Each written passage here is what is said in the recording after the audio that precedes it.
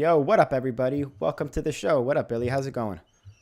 What's up? This is our first time back on the Zoom screen since Winter Clash. How are you doing? I'm good. Yeah, it's been a while since we did this. Because even before Winter Clash, we kind of took a couple weeks before putting out an episode. So, hell yeah, it's good to be back. Good to be back. Good to be back. Super good to be back. Pumped, episode 141. We've been talking about doing this one for a while. We've been back and forth with Clark for a couple years now. To the OGs who may be in the room or in the chat paying attention to this episode, Clark is a super OG from the East Coast, Baltimore. We might find out that he's originally from somewhere else, but as far as I know from the OG times, like he was like a Baltimore legend. He's been around, did some of the hardest skating tricks ever. Since then, he started his own skate company, and now he has the compound where he throws events at, where he just had one this past summer, and I'm sure he'll have more stuff coming up, and we're going to get into all of that. But before we do, thank you for joining episode 141. If you don't already, please follow us on all of our social media platforms.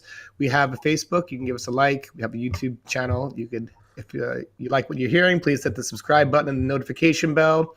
We have an iTunes. Again, if you like what you're hearing, give us a 5-star rating. Leave us a review. It's very helpful. Follow us on Instagram, por favor. And, oh my God, I said por favor like that. So cringy, so cringy. Por favor. Yeah. It wasn't that bad. But we also have a Patreon. If you would like to be a member of our Patreon community, you could be a member for as little as $3 a month. When you become a Patreon, you have access to exclusive content. We have special segments. We have trick tips. They're called Inside Outs. We have 3 pieces. We have section reviews. You also get the jump on being able to ask questions to some of our guests. You know who we're having on before we publicly announce them. So you can have exclusive access there. And you are automatically entered to a free drawing every month to win something from our online store, whether that be a 5-panel hat, a mug, a t-shirt. We have recently added some new stuff. We have a hoodie. We have a tank top. The hoodie is dope. I've been wearing the hoodie all over town. Getting some compliments on it. There's some embroidery on it. I got the Jump Street logo right on the sleeve. Woo. So, that's my spiel for today. Hell yeah. And I want to give a shout out to our new Patreon supporter, Thomas Lodato. Thank you all so much for supporting the show. And speaking of Patreon, we have a WTF brought to us by our Patreon supporter, Rueda Skate Shop out of Puerto Rico. And we have right here Alex Del Campo, a.k.a. Inline Gelato, with, he called this a flat zero, which is like a backflip, but his head stayed in the same spot somehow or something. I don't know what was going on there. He calls it a flat zero. This is something I've never seen before. One more time. It's coming. Here we go. It's like he pivoted around his head. Like his whole body pivoted around his head.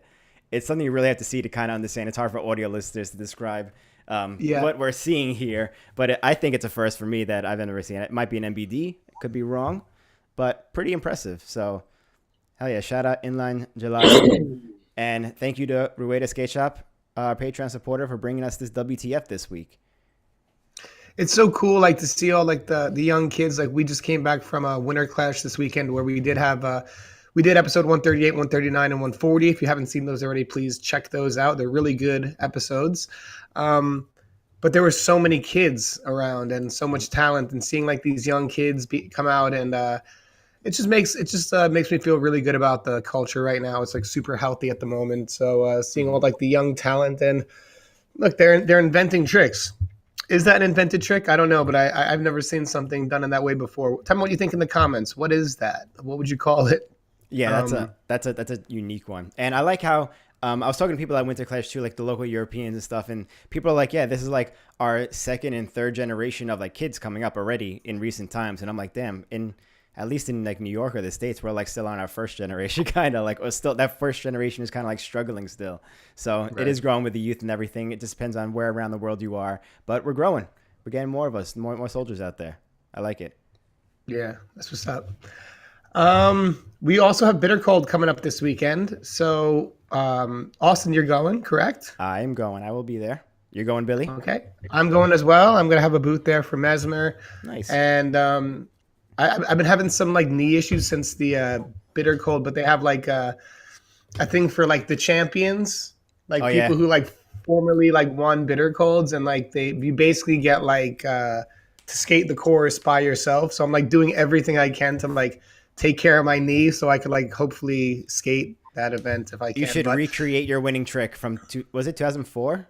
What year did you win? 2004, Almost 20 years 19 ago. years You ago. should Yeah. recreate that trick, and you can do it at that skate park. Gap over the rail at 270 tops on the damage. That might not be the best trick for your knee. I'm gonna see if I could do like it would be cool to do like anything from like that A front time. But side? like I look back at it like no like the tricks I had done like from back then. Yeah. But I was like looking at some of those tricks like yeah, I don't know. We'll see. We'll see. It was different times. I mean, But you were a different person 19 years ago. Not that your skill yeah. level has changed at all, but I'm sure mentally you're a lot smarter than you were, rather than throwing yourself at down ledges and gapping over stuff. But I still think that's important to throw yourself, at some stuff sometimes. it's fun to do that once in a while. You get that rush. Yeah, skating is not supposed to be just fully technical and calculated. It's not supposed to be just fully wild. It could be different ends of the spectrum and everything in between. I'm wondering if our guest is going to be attending. I would imagine so. I hope so. I do But believe you so. know what? We should ask him. We should. Real quick before we bring him on, I just want to let everyone know about our sponsor for this episode. We have Blank. Everybody, you've heard this 1,000 times, but it still doesn't get old. Please check out that new Blank 2023 Team Skate in Pigeon Blue. A few weeks ago, I put out my Blank Team Skate review video on YouTube. So check that out if you haven't already. We had a lot of fun with that, messing around, and it got a lot of positive feedback. So check it out if you haven't already. The Blank Team Skate is now available worldwide in full and half sizes from US 6 to 12 and a half. And they just released also the Hydrogen 60 millimeter wheels for sale as well, because those are top-notch wheels. I've been riding those for years now. So you could buy those wheels also separately from the skate. Price point is $299 US, so it's a great price point for a solid skate right out the box. And check out the Blank Team Skate. Thank you for sponsoring this episode. And there also is right there in the Jump Street hoodie looking sharp. There it was. I should have wore it for this episode. I would have sweated my ass off, though, if I did that. You gonna bring it this weekend? I will bring it. It will be keeping me warm this weekend. Yes, definitely. Oh, and if you're going this weekend, dress warm. Apparently, there's going to be quite a blizzard ahead, and if you're driving, drive safe. Looks like it's going to come down pretty hard. So, Has there ever been a bitter cold where there wasn't a blizzard that weekend? Literally, it's every single bitter cold weekend, every single one. yeah, So, yeah, everyone be safe out there. But should we bring in our guest? yeah. All right, let's bring in our guest. Please, everybody, welcome our guest for this episode, Mr. Clark Kirkman. Boom. What up? Welcome, Clark. Welcome to the show. Thanks for coming on. How's it going, guys? Thank you for letting me come on. No, absolutely. We've been trying to figure this out. I think we've been back and forth for a little while about this, so it's good to finally have you on. Just saw you down at Winter Clash and been seeing like a lot of new stuff coming out with Faction and everything that you're working on. And like I was saying, I even had some friends from New York attend your event at the compound last summer. Jordan and the Ghetto Community guys went down, so I was interested to see that you were holding events there, because when it was first coming together, I was like, oh, this is really cool. I wonder if he's going to do anything. So it's cool to see that all the different ends you're being able to do things within the community. Absolutely. We are very busy, hands in a lot of pots, trying to make stuff happen for the community. So, love that. Yeah, like the events are so important for the community, and wanting to get into you with that. But as this is your first time on the episode, and I have I've known you for a long time. I remember meeting you at Spicy back in the day, like with the Nature guys years ago. You were in like a lot of those older nature skate videos and beyond, and a lot of those like original East Coast videos that never quite made it to YouTube. And I think like you had to kind of be there, like, and remember it from our era to like remember a lot of that stuff. As far as I know, you're from Baltimore, but maybe not. Would you care to like enlighten us about like your introduction? Yeah, I'm from about 30 minutes north of Baltimore. Grew up in Bel Air, Maryland, but Baltimore is our closest city. I was born in Georgia, but quickly moved to Maryland. So I consider growing up in Baltimore or Bel Air. So cool. How did you get introduced to this thing that became such a big part of your life? Well, it was funny because when I started, it was 90, like end of 90, 91. So it was right at the beginning of when everything kind of went from rec to aggressive. So my initial um, dabblings in rollerblading was I played street hockey. So we started a street hockey league in Bel Air, and I ended up having to skate to the hockey court every weekend. So I became very familiar with skates and inlining. And during that time, it was right off the heels of like skateboarding, where everyone skateboarded. So it was a natural kind of progression to try to do things that we did on skateboards on rollerblades. So it was kind of a natural progression for me. To say that you started like around in like 90, 91, and from doing this episode, I know that speaking of Chris Edwards, that November 21st, 1992 or one, that's number, but it was like the first time a front side had been done. So Yeah, you're kind of saying that you were there from like the very beginning and maybe like a little very, bit before. very beginning. When I first started, it started with just me and my friends in my driveway skating ramps that we had built for skateboarding, skating like four by fours that we found in the garage, like that kind of stuff. There were literally no tricks invented. We were just doing the little kid thing. So um, it was crazy when you would start to see things come out. So when I ended up getting a Team Paradise thing later on, and just starting to see tricks being invented and kind of blowing my mind about what was possible in rollerblading, I just kind of went on from there. Did you like ever, since you were like so far early in the stages like that, were you doing tricks or like your friends doing tricks like like a Mizu or a Maki or something, or like a kind of grab, and then like you're like, oh, this is awesome, and then like a year later you see like a pro doing it, you're like, damn, I did that so long ago. What's funny is that when you first start, front sides are kind of natural. They kind of naturally evolve to be something that you try to do. But literally everything else, I had no idea, and it just wasn't. It never came to my mind to try it. So when people started doing Mizus and porn stars, I was like, my mind was blown. Like that was an option. It's like, oh, you just turn your foot. Like when you first start, you're trying to do like front flips and what you can, because from acrobatics, you're like, oh, I could probably do that on skates. But the way aggressive went, it was always kind of a surprise for me until I got much more versed in rollerblading as a whole. Hmm.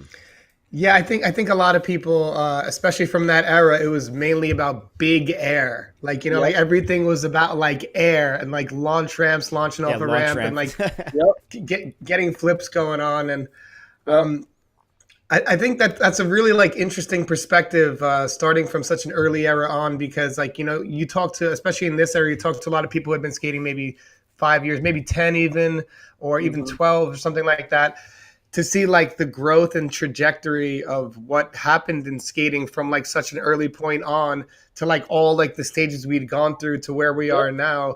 It's such like what was that experience like for you to see like skating go from this recreational thing to learning the grinds, to see it kind of blow up in just a short span of time?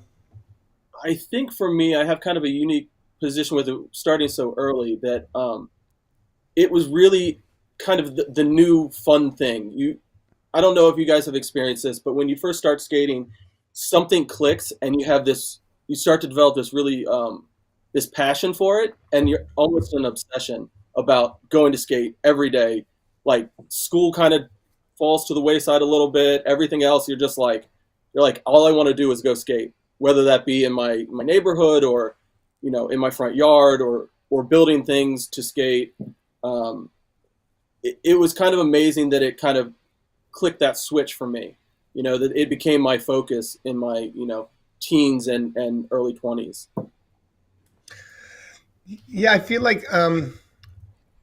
as long as I've known you, like not only has the skating been a big part of who you are and a high level of skating, which I'm wanting to get into in just a second, but I feel like construction was a big part of it, because if I'm not mistaken, like you were building a lot of the stuff at Spicy in Baltimore. Yep.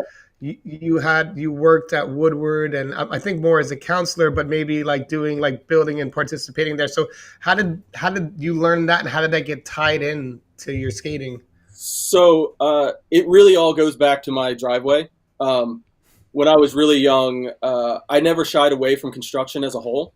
Um, I have many occasions where my parents would be pissed off at me because I took apart their bookcase to build a ledge, put an angle iron on it, just to skate. You know, I actually got in a lot of trouble because I took my dad's ping pong table and made a quarter pipe out of it, without realizing that it was all particle board. So as soon as it rained, it kind of dissolved.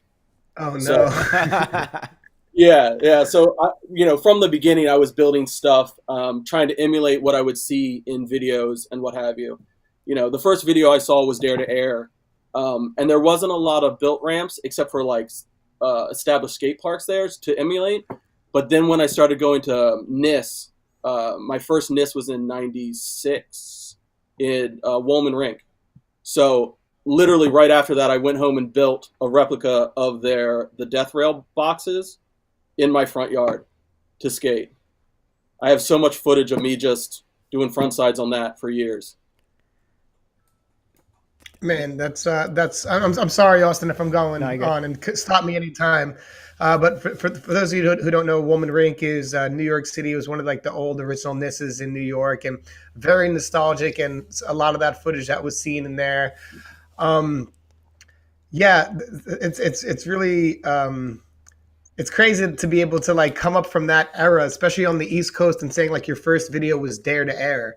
Yeah. I feel like on the East Coast, it kind of reached a little later. At least like in comparison to California, I feel like just like there's not as many people like from that era. Were there like many other people in your area who were participating like this? So when I first started, I had, the standard guys in my neighborhood, the guy down the street. I think I had 4 or 5 friends that kind of, because I was interested in it, they would also kind of participate just because that's what their friend group was doing. As I skated more and branched out more, started going to skate parks, started to meet other people, that group would expand. But in the beginning, it was really just very few people in Maryland were skating. And a lot of it was more of a rec perspective. You'd run into people. The skate parks are what really kind of built the community around aggressive, for me at least. And in the early times, you would have crews that were like mixed with like skateboarders and people on BMX bikes. It would be just kind of everybody doing the same kind of thing. So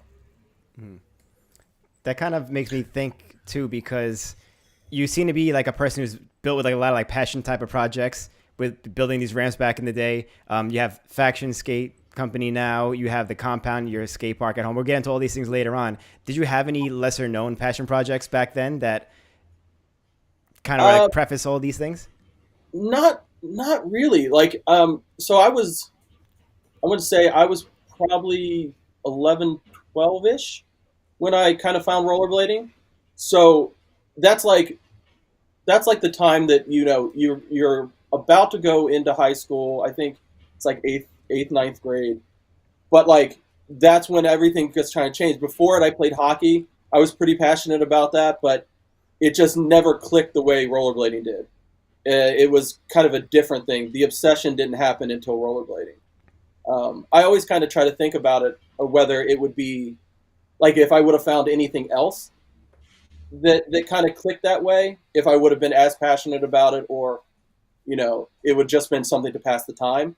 But I was very lucky to find rollerblading. And then everything else that in my life that I've been interested in has kind of sprouted from that, which is amazing to me. Mm-hmm. Is it fair to say that the NISS in '96 at Woolman Rink was like your first big rollerblading event? Yeah, absolutely. Honestly, it was the first time I ever dropped in on a quarter pipe. So I showed up at the contest, and you've seen footage of it previously. Like it was a pretty big deal. Back then they built ramps without really kind of thinking about it. They just kind of built stuff. So they had 8-foot quarter pipes on each end of the course, and I had never dropped in on a quarter pipe, and everybody was starting on top of that quarter pipe. So I was like, I guess I have to start up there. So when, they count down your run, I'm standing there looking at this quarter pipe like, okay, I've seen everyone else do it. Let's get it done. And it was one of the scarier times of my life. But it worked out fine. But it changed me. I can't believe your first quarter pipe you dropped in was an 8-foot quarter pipe. Usually people start with like little 3-foot, 4-foot, maybe. That is scary. Yeah, I was scared out of my mind. It was not, in the moment, it was a scary experience, but I'm glad it happened that way. It made everything else feel okay. See, like a lot of people don't know, because like now, like again, if you started skating 10, 15, even 20 years ago, that there are skate parks kind of everywhere. But back then it was really hard to find a quarter pipe or hard to find a mini ramp. Yeah, there was nothing. I remember I had like skated for like 2.5 years already, like, and was able to hit rails before I hit my first mini ramp. And when I tried to drop in, it was a 6-footer. Austin knows it's in by the Safari Golf in Staten Island, or the golf in Staten Island. And I tried to drop in, and I went straight on my face because I had like no idea how to do it. So kudos to you for being able to manage an 8-foot quarter pipe under such pressure. Yeah, it's crazy. It was terrifying. I had done, we had 2-foot kickers in our driveway, like a launch box to do flips off of. So I dropped in on that. So I understood the process, but a quarter pipe like that was just, we didn't have anything like that in my neighborhood. We didn't have a skate park until much later. And even that, it was like 40 minutes from my house. So I kind of had to wait till I was old enough to have a car and drive and all that kind of stuff. So the beginning years was mainly skating sewer grates in your neighborhood. And don't get me started on that, because that's scary as well. But I wouldn't do that now. I used to skate the one in front of my house all the time too. Those were the days. I never thought about that concept though, about back in the day, because there wasn't many skate parks back then like there is now. And then you go skate NISS, which is an all ramp contest. Like, how do you even do anything? You just dropped in a quarter pipe for your first time the day of. Launch boxes, like how you do anything pretty much. I would say that it's very similar to what I think some people experience going to like a Winter Clash. You get there, there's a lot of rollerbladers, and they're all really good. So you're walking around kind of shell-shocked at first. And during this time with NISS, it was, you had kind of rock stars in rollerblading. So you had the Dave Kolashes, the Arlos, like Brooke Howard Smith. You had those people at those contests just skating and having fun. And I was a little kid gromming out like, oh, I saw him in that movie. Like, that's the same guy. Like, so a lot of that stuff was going on in the background of that. Me and my 4 friends just kind of walking around, checking out everything that's going on. But with contests, it's kind of like you get in the zone of like, you just have to kind of go after it and start skating things and start hitting the individual obstacles to see what you can do, and basically do the stuff that you do at home and try to have fun with it. The nerves tend to go away after the kind of first drop in. You get past that and you just kind of keep going and see what happens. Mm-hmm. Like I can totally see that, like, and relate. Like I remember like on the early days just attending those events and just like what an intimidating prospect that it was. And even getting like the similar, and it's cool that you could tap into that and remember that, because like, you go to Winter Clash nowadays, it could be overwhelming, but you know people, and it's kind of like a community been around for a long time. But when you first like enter those events and you're seeing like people who were like superstars, people you saw on MTV or videos, and I feel like it was like a really big deal, especially back then. Yeah. I mean, honestly, today, like even today, being in the industry for as long as I have been, I still get those kind of butterflies when you go to big events like this. Even when you see people that you've seen online, you've seen them doing gnarly stuff, and like it kind of brings it home that they're actual people too. So like that dynamic is still there, and you still have the nerves of like, oh my gosh, I just saw some craziness go down, and what am I going to do? Like how am I going to get in that mix? But what's nice about now is that I'm older, so there is no expectation for a lot of that death-defying stuff. I can kind of just walk around and enjoy it. Now you got to represent as a company owner, though. You have that clout to live up to. I got a fresh supply of videos on my phone I can pull out to say, hey, this is what I used to do. No, you definitely threw down hard over the years, like street and park. So you have nothing to worry about. Yeah, I was actually going to mention that. I feel like a lot of people from like the older era. I feel hesitant to say our era because you've started a few years before me, but from that older era, there were like even times I was like trying to like look up old clips myself from before 2005, before 2000, and they're just like not online. And I know you have a lot of stuff like that, like a lot, like for example, like a lot of the nature video stuff isn't online.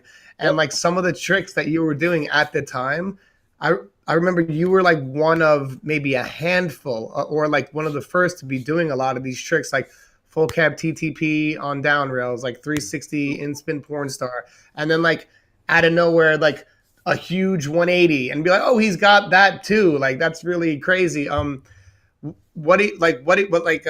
guess my question is like, where did you get your influence from? Like, or who was like a big motivator for like pushing your skating at that time?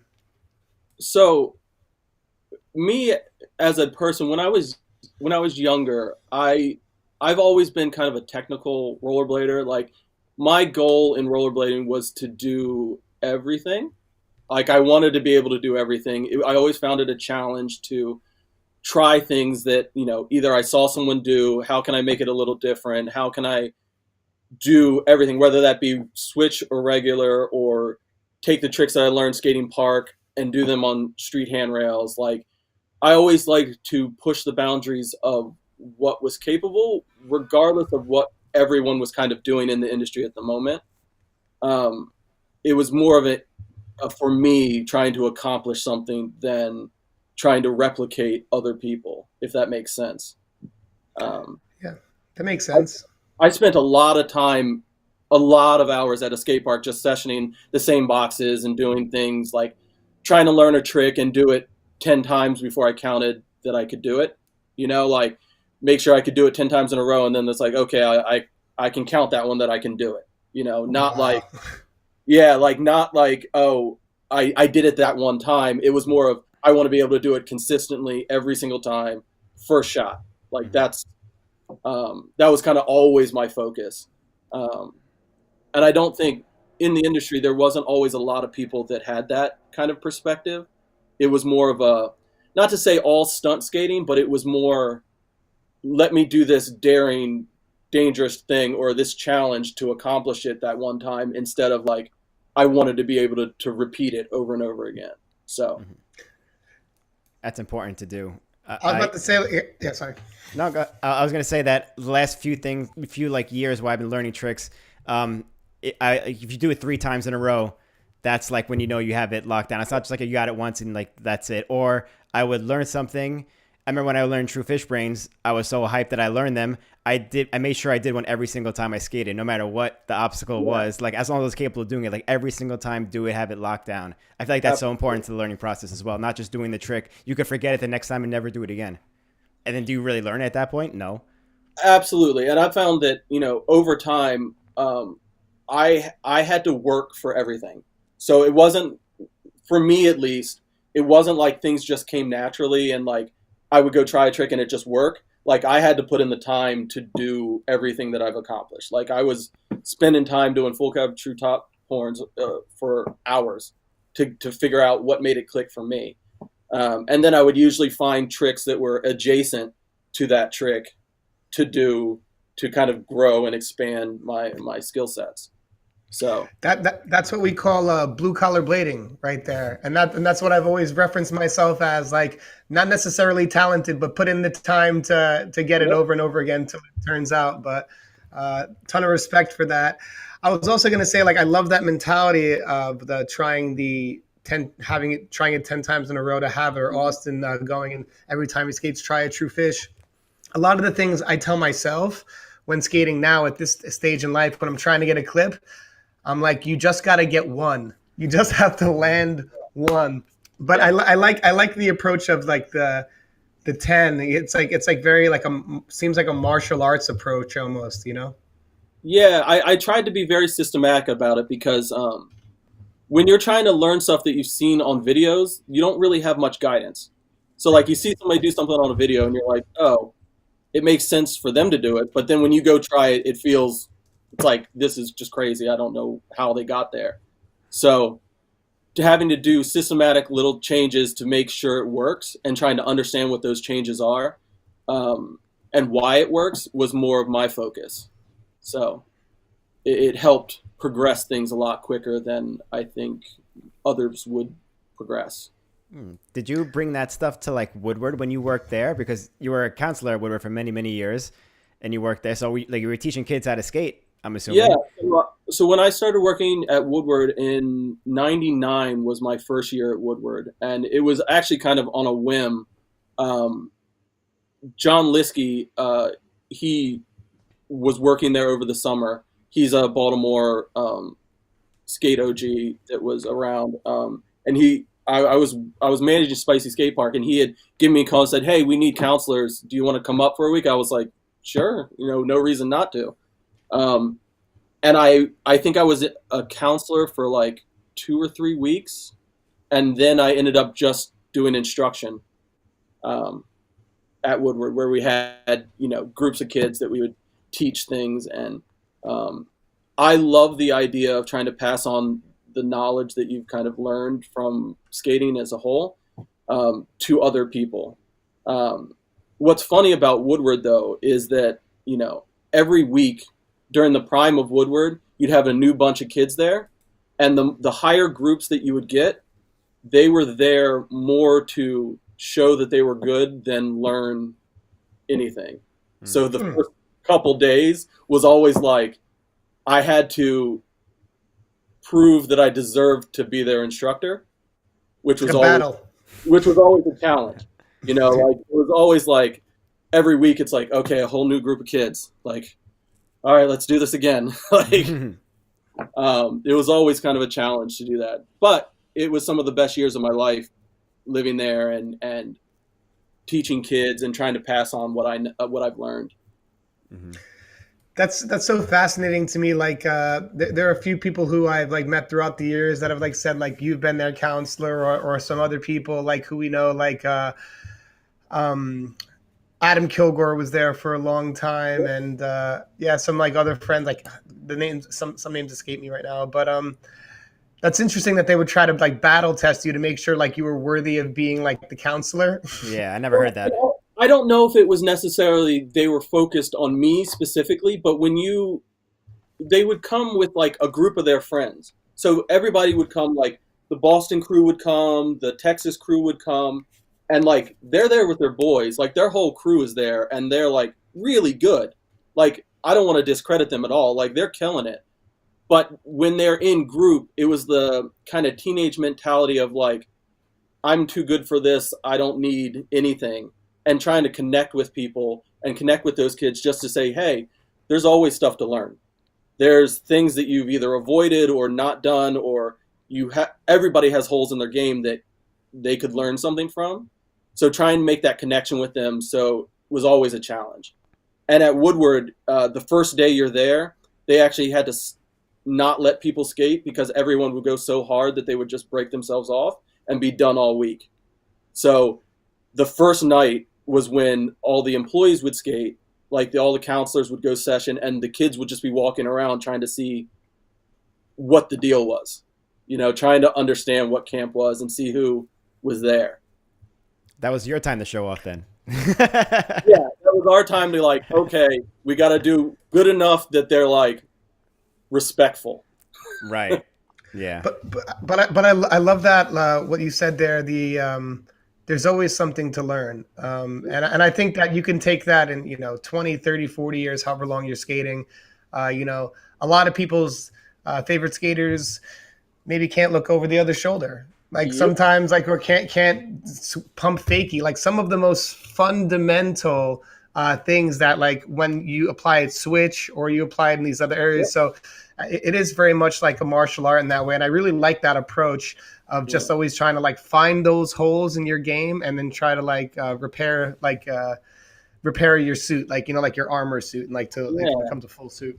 And what's crazy too is like some of those little things that you do to like step up your game open up so many different things that you're not aware of until you learn that basic thing. One of the big ones is switch fakie is by far one of the hardest things to learn if you don't do it regularly. And especially when you go to like a mini ramp and on transitions, to ride switch fakie looking over the other shoulder with the other foot and back is a nightmare. And once you get to a certain level of being good, you're very reluctant to kind of go back to the beginning to learn those basic things. Absolutely. Mm-hmm. Because yeah. Most of the time when you go to a skate park, your pride wants you to be able to show at a certain level. Absolutely. Like you kind of want to be able to be like, okay, I can hold my own. This is fine. But when you're learning switch fakie, you get humbled real quick because you go into it thinking, you know, oh, I can go faster than this. I've been skating for 20 years. This is fine. You get switch fakie and then you run into a quarter pipe like a wall. Mm-hmm. And then you're getting up off the ground trying to figure out what happened. So it's good to have those things that you can still work on and try to be humble about it.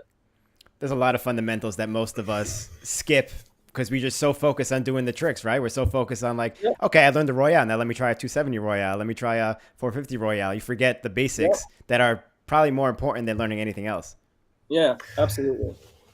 No, and I think it's true. Like when you're a kid getting into skating, like your primary concern isn't kind of like to get all the fundamentals down and then like build yourself up right. You want to like look cool. You want to do cool stuff. You want to like hit a rail and like, oh, let me do something alley-oop. Let me jump off the biggest thing. And you might neglect these other parts. And then when you build yourself to a certain place, it's like you said, it's really hard to go back down to humble yourself again, because you can have like even this established name, but trying to learn something completely like out of pocket, like you can look like a real rookie out there, and it could be embarrassing. It could be humbling. You could look vulnerable, but it's so necessary and super important. So it's good to just be able to create the space to do that.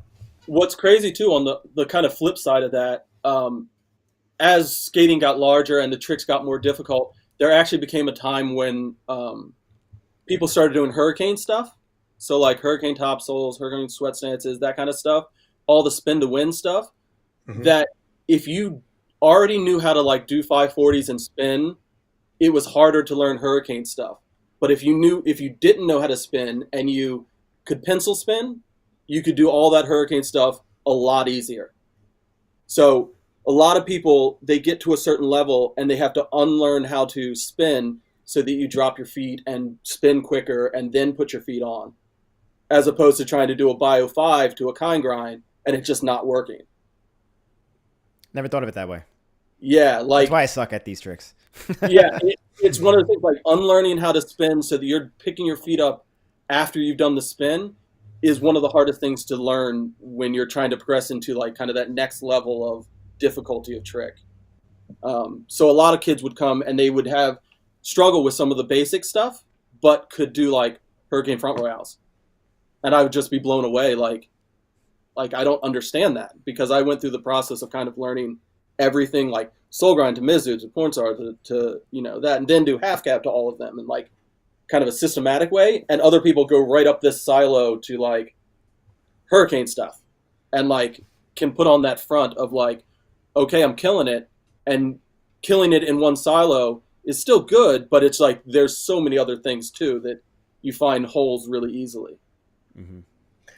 No, we totally had that in like New York, because we were like such like rail people. We were doing like alley-oop tricks on rails maybe before even the soul grind, like because like I mean we had learned the soul grind, but then we just like didn't spend any time refining it. We just like rushed to the next trick, like trying to like progress as quick as you can, and you kind of get better at those, and that becomes more of a comfort zone than like the soul grind or like the Royale. And it's really fascinating that Or how about people doing rails, throwing themselves down rails and not being able to roll fakie out of the tricks? Because I've definitely seen that before. Like you do a soul grind down the rail and you just run off it, or you land fakie and they don't know how to like turn around afterwards. Like, are you kidding me? Yeah, you can tell the people that were focused on grinds or focused on rails or even ledges to a certain extent. And then for me, being an instructor, it was like, okay, where can I find these holes? And it was usually like the more like, okay, let's ride fakie or let's just skating or like looking over both shoulders. And um, people would be very angry at me about that. They would get frustrated real quick. I can picture that. No, I could totally see that. And like speaking for like myself, even as like a young kid, like uh, I think I was trying to hit rails before I knew how to skate. Like, Yeah. sure, I knew how to like skate backwards and go forwards, but I didn't spend much time learning like how to skate. I feel like at least like there's been so much evolution in skating. Like that's one of like the things now that people can like Mhm. look at, like, oh, the movements that you're embracing. Like we used to just try to like get to the rail and get to the bottom, and how we came off of it, it didn't matter, and like all those Yeah. little things. So it's interesting to see like the evolution in that period, and it's funny to hear that you had like the idea of like the basic fundamentals and teaching it to the kids even at that era. Yeah, yeah. It was. I mean, it was great times. I mean, those fundamentals make it so much easier to do all the other things. It's like knowing how to skate up to something prepares you to be able to do whatever gnarly trick you want to do on the rail, and it gives you that stable base to ride away. Like it makes it way easier than people like. I mean, there was kids coming to Woodward that would have a setup or a skate that like barely rolled. Some people like the wheels were shot like, and they're basically stepping to go to things just to do the grind. And when they were doing the grind, they're good to go. But like getting to it was a challenge. So like just doubling down on that kind of stuff um, was great. And at that time at Woodward, they had both AM groups and afternoon groups, like younger kids in the morning and then teenagers at night or in the afternoon. So we were there was like 800 plus kids at camp just rollerblading. So it was like the prime of Woodward. There were so many kids probably on little tiny worn out wheels because their poor parents spent all their money sending them to Woodward. They couldn't afford wheels for their skates anymore. It was so expensive. Yeah. Yeah. So yeah, so you're building things, you're managing Spicy, you're working at Woodward, you're skating at this super high level.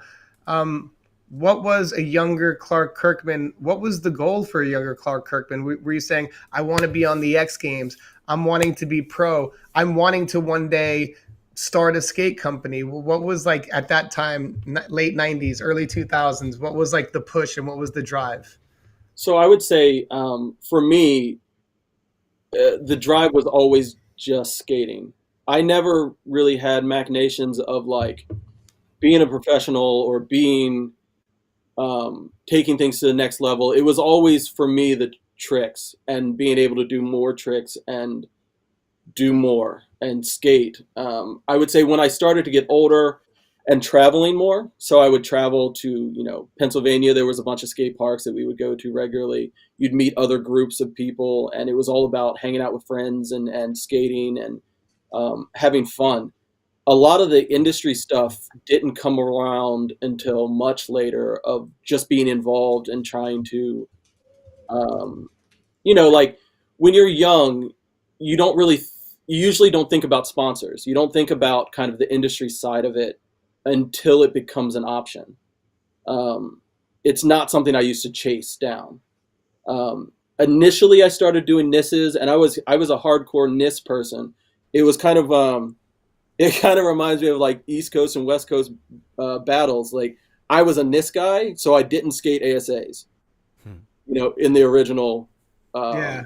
grouping, it was like I would go to all the NISSes on the East Coast, just go to those and have fun and skate. But ASA was this other thing. I was like, nah, I don't mess with that. Um, and then ASA started to get bigger, and at a certain point, I stopped competing. I lost interest in it to a certain extent, which surprises me to this day because I really enjoy the feel of contest and the technical appreciation of like 60-second run kind of contests. But for a long time, I didn't compete at all. It just wasn't a priority. I was living at Woodward. I was doing my own thing, skating, having fun. And then I saw finals. I think it was the year that Kilgore went pro. They took top 12. There was a year that Ben Weiss, I think, jumped off of that tent thing into the roll-in. Yeah. I don't remember where it was. But I saw that, and I saw all the lines, and I was like, I could place top 12. It was really more of me being borderline cocky about it and being like, yeah, they're doing these tricks. I can do those tricks and qualify. So why don't I start competing again? So that was, I want to say the first year I started doing ASA again was like 2001, maybe, I think. Yeah, right around 2001. Started competing again and going to Airborne, going to all the regional contests. This is back when we had like regional placements, and then you go to like, I guess it would be semifinals or like regional qualifiers, and then you'd had national contests like the finals you would go to. I was lucky enough to like qualify at like I think Airborne, and then get all the way to the one that was in LA. And the first year that I got to finals, I again had that shell shock. You know, you go to the course and it's like you see Aragon just killing it, and like Stefan Alfano doing like 540 true topsouls on some big vert wall, and you're just like, all right, what am I going to do? You know? Right. At that point, they had a Gator launch box in the middle after a 30-foot roll-in, and I'm like, that's not what I want to do. So, you know, you just kind of putz around on the course and, you know, find your line. What's a Gator lunchbox? I never heard that term before. A Gator pit on a launch box? Like it's the ones that have like the wavy tops? No, it's the ones where you have the takeoff and then you have the landing, and there's nothing in here. Oh, like a mega ramp kind of thing? Yeah, but no deck. So you can't It's like a launch ramp with no deck, Austin. Okay. Yeah, you can't like speed check it. You can't go down and just say, "Oh, I'm almost making it. Let me feel this." It's basically drop in and go. I never heard that before. Yeah, you're lucky because they're terrible. No, I don't want to skate one. They called it a Gator pit because, like, hypothetically, you'd have to clear it. And if you don't clear it, the Gators are there. You know.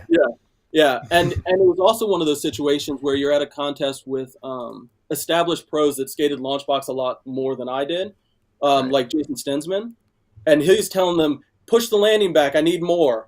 I need more." And I'm sitting there typical like, Stensman. I'm like, no, I don't need more. I want less. Just give me. Can you make a deck? Yeah. Like give me something. I need something there just to check it out. So it's like you avoid that. Yeah. But you have like, you know, Stensman trying to double backflip it and Jaron Grobe doing 900s, and you're just a guy that really enjoys grinding. So you're like, all right, let me find a quarter pipe, try to find something to do. And even some of the bigger grind stuff, like some of those boxes, they'd have shotgun rails on like the side of the roll-in, and it being a 30-foot roll-in, it's just gnarly steep. Like it's just not conducive to like trying like hard tricks. It's like, okay, I'll do a full grind on this and I hope I survive. But it made for a great finals. It's great for the crowd. But for like the technical rollerblading, it's like you're like, what have I gotten myself into? You know? Yeah. Did you? I feel like this is leading up to the big question. Were you able to? Because for those who don't know, ASA, the Aggressive Skating Association, back in that time, that's what kind of was the general standard for what being pro meant. You had to be ASA pro to be pro, at least considered by an overwhelming majority of the people within the industry. So I got to ask, were you able to become an ASA pro? Not that year. That year, I did not do anything. I think eventually? The following year, I did qualify. I think I got second. Congratulations. Thank you. Nice. Second? Yeah. I only got beat by, I think it was Matt Donald from Canada and someone from Spain. So I like to think I was the top U.S. participant. Nice. But that being said, my highlight from the first year I was there was just hanging out. I was sitting with Farmer was there as well. We were sitting on some ledge because we didn't feel like skating. It was while he was filming for his VG19 profile. Like during that time, it was in Texas, and that was when he was like filming with Dave for that. And contests kind of weren't his thing either. I got the impression. So we were just kind of hanging out like, this isn't what we want to be doing. So, but it was always a fun time, you know, because once you start skating these contests, you start to know everyone that's there. So it just becomes like a reunion of people that you've met before. And then the more you do it, it's just kind of having fun and skating. I also think a lot of people don't realize, even though like you skated spicy and worked at Woodward, like you had like a very heavy street skating kind of base with like your grinds and like your down rails and things like that. And there was a huge gap between street skating and ASA at the time. There was actually like quite a conflict at the time where street skaters were kind of like going against the ASA. And like there was almost like, there was a very little hope to become pro without having learned how to use a launch ramp, how to use these things. Like being pro on the streets was not really a thing, and it took a while for people to break through. Yeah, I think that there's always been a dynamic in rollerblading that separated park skating and street skating, and it's something that I've always kind of been against that idea, just because we have so many different avenues of skating, different types of skating, and people find value in all different forms. And who am I to say which one is better or worse if you're having fun? You know, I've always considered myself a park skater. Now, that doesn't mean that I didn't skate street. I absolutely skated street, but it was more of a secondary thing of like when I had to. You didn't prefer one? I prefer park all day. Always? All day. I'll skate quarter pipes all day. That's what I would love to skate. Now or like always though? Because the shit that you did on street back in the day, it looked like that's what you wanted to do. Like full cab both ways on down rails. Like no man. What? Give me a quarter pipe. That is what I want to skate. Now, mind you, I want to grind that quarter pipe. Yeah. I like to grind. I like technical grinds. I like all of that kind of stuff. But street skating to me was always I don't want to say hassle because that's a little harsh. It was always problematic. As I'm sure all of you know, getting rollerbladers to go to a spot and figure it out is like herding cats. And choosing a spot, making sure everyone's happy with the spot, making sure people show up at a certain time to skate that said spot, getting those sessions together were always a nightmare. So it always left a bad taste in my mouth of like, I can go to the skate park anytime I want, skate perfectly designed things for what I want to do, and I can elevate the level of trick that I'm doing on it because the things are built borderline perfect. Yes. So this brings us to a big point here now. And I always think about this too, because the funny world of skating that we are all involved in now, we started when we were like really young, and now everyone's an adult now pretty much. We're all in our 30s or 40s now. And back in the day, it was always like, oh, it'd be cool to have like a mini ramp in your house or like your own skate park, something like that. And you made it a reality. A lot of people have made it realities. A lot of people have mini ramps or some sort of skate park type of thing at their house.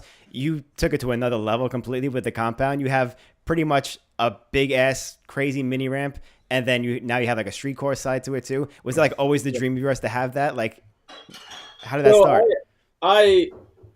I tried to live the dream that I think everyone wants, and having accessibility to something to skate all the time. Honestly, when I started building the compound, it was one piece at a time. Like I started with like the mini ramp, section. It was like 24 feet wide. I was like, I just want something to skate, and I love mini ramps, so that was where I kind of started. And given the stuff that I built in the past, I just kept adding to it. It's always like, I want to add this one thing. Oh, what do I feel like skating? Let's build this little ledge. I want to skate. I want to build this other thing that I really enjoy skating. I built a lot of sections of it based on parks I'd skated in the past that I really enjoyed. Like the mini ramp is kind of built after the Morton Mini that was at Woodward. It's about the same dimensions, the same kind of. I forgot about that. That was the best mini ramp ever. It was so good. So the mini ramp is very similar to that. Those down boxes are based off of the ones that were at Spicy. The two outlets are about those boxes are basically that. The smaller, the like medium street section is basically Cloud9 short down boxes. Ooh. If you remember those. Mm-hmm. So a lot of things that I've had the pleasure to skate, I just wanted to build it in my backyard so I can, look out my dining room window and look at it and skate and not have to try so hard. Now that I think about it, it really comes down to having to plan sessions, because if it's in your backyard, you'll go skate kind of on a whim. You don't have to plan anything. I don't have to call anybody. I can go just skate when I feel like it. So you're living the dream, man. I'm trying. It's really cool that like you took like bits from everything, because specifically the Spicy one, that was like a destination. Those like, like there weren't many good shotgun things like that back in the day, and everyone was trying to like learn the technical tricks. And I feel like back in that day, we were always on like the search for the holy grail. Like, you know what I mean? We were like trying to find the best rail or something that could like where you could learn these tricks on. So to put all that together and like make like a little bits from here, a little bits from there, and make this amazing thing is it's really incredible. So I have a couple of questions. One, I'm curious about how your wife feels about having such like a massive skate park in the backyard. And two, like little technical aspects to building that. Like I remember just even when I saw you building like the curve part that took a while, like there's so much to it. It's not just carpentry. There's welding. There's like some other like little bits. So if you could enlighten us. So I would say in this equation, the real champion is my wife. She is very understanding and lets me do what I want to do without too much complaining. When we bought this house, we kind of went into it with the idea that I was going to build a ramp in the backyard. I do think that I threw a lot of skate jargon at my wife really quick, and she didn't necessarily understand what it all meant. So she didn't understand the full scope of it, but she's been kind of really good about it moving forward. So we have a rule right now that I get the backyard and she gets the front yard. So I'm not allowed to build anything past halfway through the side yard. And I've followed that rule so far. So far. Doesn't sound too confident. I've tried to talk her into having a pump track in the front yard, but she shot that down real quick. But I'm happy with what we have back in the backyard though. So I just kind of keep building things a little bit at a time. To the construction part of it, I've been building this nonsense since I was young. So a lot of it is the individual parts are pretty simple, but then you start to add things together and it becomes more complex. And I've always been the type of guy that just wants to kind of figure out how to do it. Building the bowl corner was one of the most challenging ones, just because of all that. Yeah, all the angles that you have to do to make it work for what you want, because you don't want to build a bowl corner and then it be, I'm sure you guys have experienced like a badly built bowl corner, like you bounce through it and it feels like you're kind of like, it's just not smooth. I was really concerned about that when I was building it. But again, there's lots of things online to kind of figure that out. And I'm friends with a lot of ramp builders that, like, from living at Woodward, being able to reach out to like Nate Wessel and other people just to say, hey, is the right way to be doing this? Because I need to make sure it's the right, because I don't want to rebuild it, Mm-hmm. That's the one thing I've always sorry, Austin, apologize. Okay. That's one thing I've always like interested, like when I was watching like the building process going on at the compound, just what one, it's just like impressive, like the magnitude of what you've been able to do, but also like the technical aspects, because I think to some degree, like all of us, well, not, maybe not, but I think most of us can like figure out how to build a box or a quarter pipe, or even could find some of this information on YouTube. But just even like having building a coping rail that curves like 90 degrees and is smooth all the way through, and then finding a bowl corner to suit that, and then everything else, to me, it's like that's when it starts being like, this is like really impressive. Like, you know, how do you do that? I mean, honestly, it's all little steps, you know, and frankly, it's with a lot of that stuff with like the coping bending and all that, you can pay people to hydraulic press bend it. You know, you have two options. You can either bend it so it's a smooth radius, or you could cut it and do welds through the corner to make the bend. At that point, I was like, you know, I want a smooth corner. If I'm going to build it, let's build it right. So I paid, there's a company here in Baltimore that does bending I-beams and pipe and coping, that kind of stuff. So I was lucky to be able to get that done. And then I just built the corners to suit that radius. A lot of it is using math that I swore I wasn't going to use in high school to figure out those radiuses and stuff. But to be fair, I probably won't build another bowl corner again just because of how much work it is and stress. It was crazy in the process of that, when it was like nothing there and it was just the rail around the corner. Oh, that was literally the scariest thing I've ever built. That gator that might pit, be a first. I had never seen it before at a skate park. I had never had the opportunity to skate something like that before. So when I put the coping up there and welded it, I was like, okay, I'm going to put this here temporarily and get to skate it.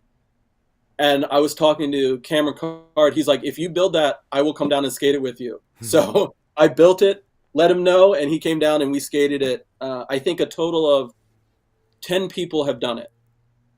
That's a lot. And then it disappeared. But it was ridiculous because it wasn't a tiny like pit. Like what we had to dig out underneath of it, it was 6 feet high at my neck. The drop, and then in the hole was like concrete blocks for footings, and like it was the scariest thing I think I've ever skated. Yeah, it didn't look fun at all in any way. But props to people, props to those 10 people who got it done. Yeah, it was not fun. I was scared of it. Even being skating for as long as I have, I don't get intimidated at a lot of stuff, but that thing, it's death. Yeah, it was like a scary version of like the vert ramps back in the day, how they had like the channel in the middle, like the rolling, and then the coping went across. That always like terrified the hell out of me too. Your thing is crazier, I think, because it's curves. It curved. Yeah, and it curved, and there was no deck, and it was bad decisions. But everyone survived though. But it was great to be able to say I've skated it. I did one trick on it. That's all I needed. Check that out. What was the original intention when you were creating this, to be able to like one day possibly like host events and do things like that there? Or was it more just like of a selfish thing initially and being like, oh, I'm just going to do it for myself and my friends. And then it kind of like naturally, organically got to that point? I would say it's always kind of been about the community. A lot of the stuff that I've done as I get older has been about how can we give back to rollerblading? How can we make a mark that helps us grow, and building a ramp for the community around here. Maryland doesn't necessarily have a lot of good mini ramps to skate, so being able to build something that both selfishly is for me as well as a place for other people to kind of come and skate and have fun and, you know, make those connections was really the priority. Event wise, I think that once it got to a certain level, you kind of, there's an obligation to share it with people, and trying to figure out ways to be able to do that. One of the unique things about the compound is that it's my house. So it's not like some of these other backyard ramps. There's a little bit of separation. Like if you go to ramping camp, it's a little separated from the owner's house. So it's not like right there next door to him. So Mine is like literally right outside my dining room window. It's literally right over there.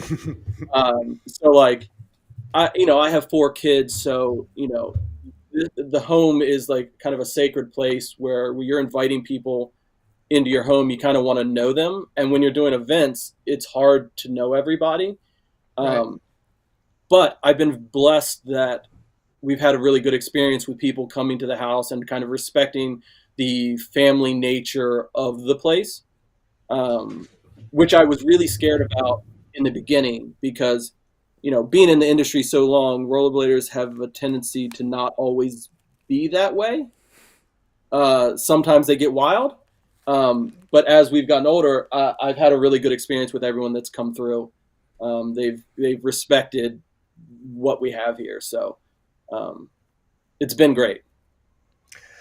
That's really cool to hear because my initial thought was one, again, how your wife is a champion, allowing you to host an event in like right in the back. And I knew you had kids, but I didn't know you had 4. So that's a bit of a challenge too. And like you said, a sacred space with the home. I was going to ask how you managed that with like how many people did you have come by for the event? So this last one, I believe it was between like 50 and 60 people. I want to. Yeah, it was a pretty good turnout for years. Like I've been building this thing. I think we're on like 7 years now. So we've had like cookouts previously where it was like 20 to 30 people, and like then it moves up to like 40 to 50. And this was the biggest event that we've had. It was like 50 to 60. So again, everyone has been really kind of respectful. So we haven't had any really drawbacks of it. Other than, when you host an event, you're kind of on the clock the whole time. So it's harder for you to enjoy the ramp and skate with everyone. It's more of putting out fires, if you know what I mean. But all in all, we've had a really good experience with it. Afterwards, I rested for multiple days. And I was very thankful that, Angie Bender put on the event for this last year. It was the Grindsgiving event for her. So she did a lot of the logistics and behind the scenes managing of it. And I was mainly the location. So I got to put my feet up a little bit during that process. So that's cool. I'm tempted to ask about if you rented porta potties or not, because having 50 or 60 people be in and out of the houses. Yeah, okay. Absolutely. That was the one thing my wife was like, yeah, you're getting porta potties. Yeah. Good call. Yeah. Definitely. So we definitely had porta potties. And this last event, we actually had like a trade show kind of thing in the front yard where we had and it was a full-on event. So that's sick. Yeah, it was good. Previous events that we've had, it's the curse of being an outside ramp. If you plan an event, it's going to rain.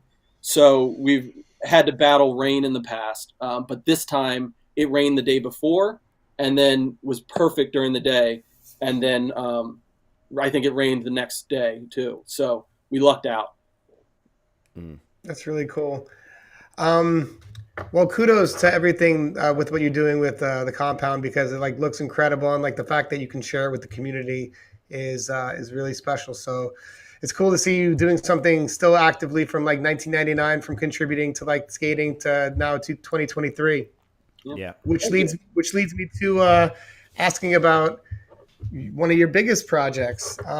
So Faction, I just saw you down at Winter Clash. You got a lot of news coming out with the company.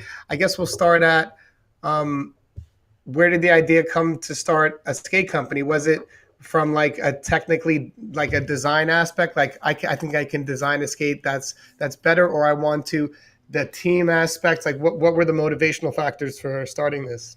I think for me, it's always been being in the industry for 30 plus years. You get to a point where you want to figure out a way to give back and be able to add something to the industry that has treated you so well in the past. And my personality is like, if I'm going to do something, I want to kind of go all in and do something big. I didn't want to do just like a clothing company or something, or a wheel company that's um, easier to kind of start up. I wanted to go all in and figure out a skate that I liked, that I really enjoyed to skate. So it really kind of started with me personally to say I wasn't finding what I wanted on the market to make a skate that catered to what I was looking for. Yeah. What was it that you were looking for then out of a I skate? I what I wanted was a carbon boot with an articulating cuff that had room for my big foot. That was the best answer right there. So yeah, so just starting out, it was having a more roomy toe box and a roomy or heel that traditional carbon fiber boots didn't have. Um, I wanted to be able to make something different, and I also wanted to kind of take the company, have a different perspective than what I've seen in the industry over the years. Over the years, the companies usually were the brand and the style. They determined what the style was, and then everybody on the team and that participated kind of fell in line with that style to be part of the crew. I wanted to kind of flip that script and have the company be the platform for the skaters to show their perspective. So one of the things that I was really happy about with the team that I picked out the gate was that they each have their own perspective on rollerblading, and I wanted to be the person, company that was helping them facilitate their vision of rollerblading. And so far, it's been going great. It's been well received so far in the industry. So my fingers have always been kind of crossed, hoping for that.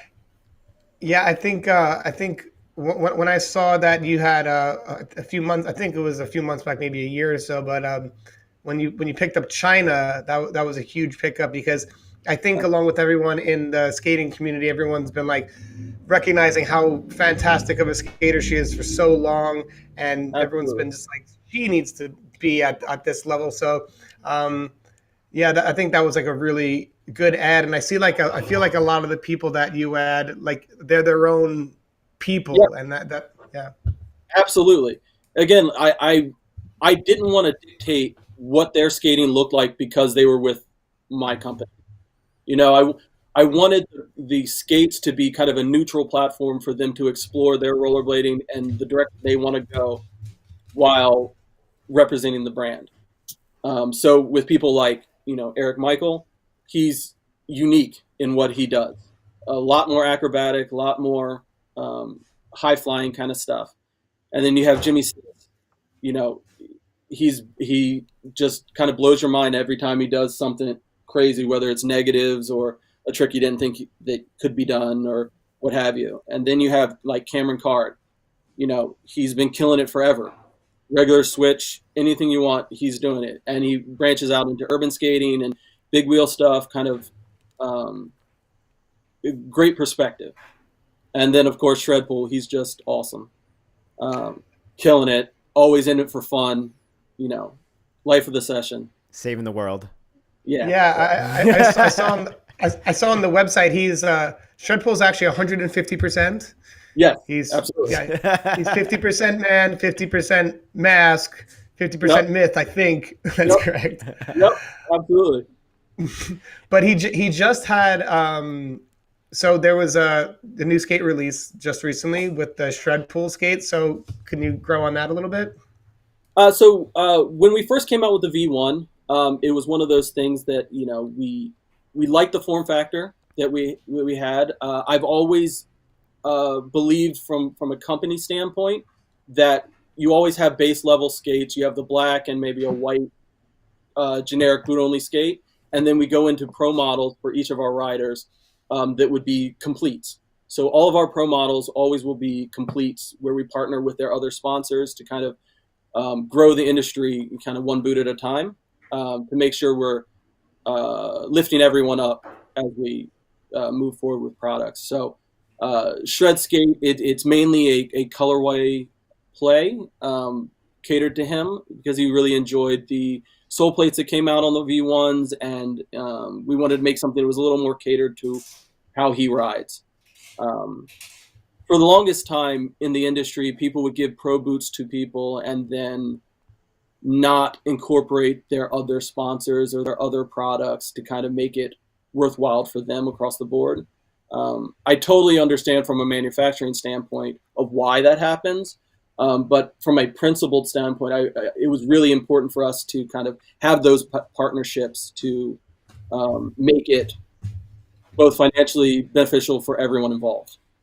If you know what I mean? Mm-hmm. Yeah. Yeah. No, that's it's super cool to see companies like take the role of putting like the skater as the priority, because the skaters are doing so much to like put the companies out there, and like they're taking like a lot of the risks skating. You can get hurt doing it, so it's cool to like see you accommodate on that aspect. Yeah, I mean, I think also being involved in the industry, you've kind of seen companies both do it in good ways and do it in not so good ways, and treat riders in ways that, frankly, they just shouldn't be treated as.